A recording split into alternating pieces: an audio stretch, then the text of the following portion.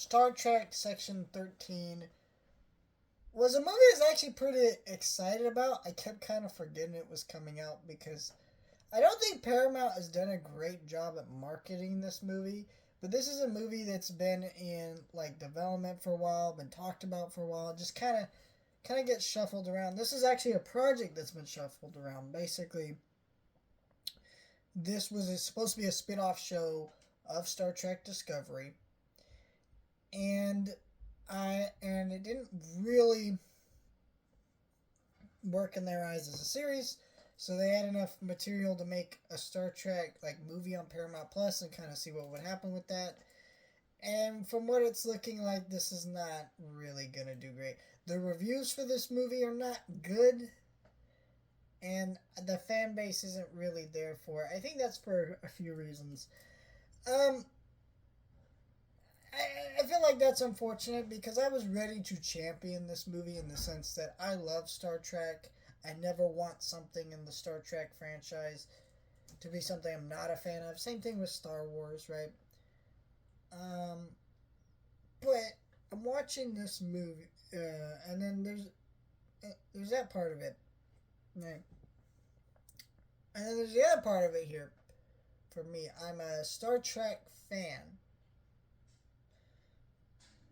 but I'm not so much a fan of the series like I am the movies. Don't get me wrong, the Star Trek shows, there's some great shows. I love Next Generation, Star Trek Prodigy, the original series, like a couple of other good ones in there.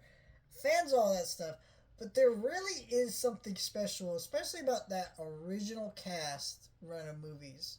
You know, those first six or movies, even Star Trek 5, which is widely considered to be the worst Star Trek movie, probably still is.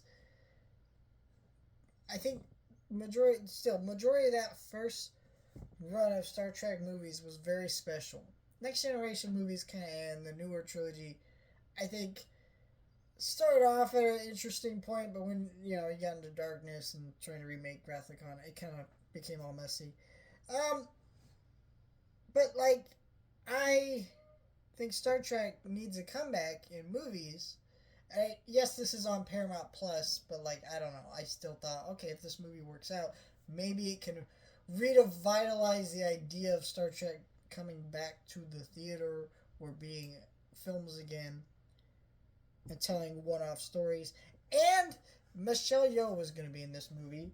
This was actually her first project, I believe, that was announced after she won Best Actress. So this amazingly talented woman who'd been in the industry for years finally gets her long-awaited Oscar gold and chooses to do a Star Trek movie. That is a bold decision, and I just want to see how this movie turned out. And unfortunately, I didn't care for this movie. I guess let me start with the positive. The movie looks pretty good for a Star Trek movie on a streaming service. We see it, all the effects look good. I mean, it looks about as good as any episode of Discovery, right? So, can't complain about it too much. Like, if this was shown in a theater, I don't think I would have batted an eye. But that's pretty normal for these modern Star Trek shows. But it's still worth praising, I guess. Um, you know, the fact that this is a original Star Trek movie, yes, it's a spin-off of Discovery, but largely there isn't a lot of greater references to the other Star Trek universe, and it's trying to be like this big, really heavy lore dump or really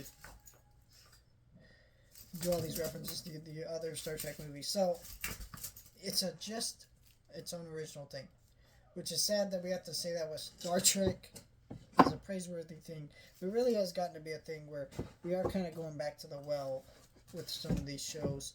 The only ones that are Star Trek Prodigy, which even is guilty of that as well, but it still has largely new characters and is trying to grow an audience with new fans, and uh, Lower Decks. But even Lower Decks, is very referential to old stuff, so it's just kind of a mess of things. But I don't know, those are the only things really worth praising. Really, the problem with this movie is, first of all, this movie's only an hour and a half, and it clearly needed to be longer, but also needed to be tightened up all at the same time. This movie is so boring because half of the characters in this movie don't really do anything. They are very boring characters. Um, there's like 6 or 7 different main characters. There's lots in this movie.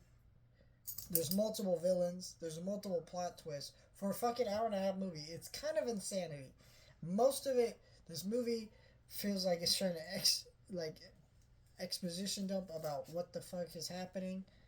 Sometimes as stuff is happening, so you're not really ever really get to sit with anything that's happened in the movie.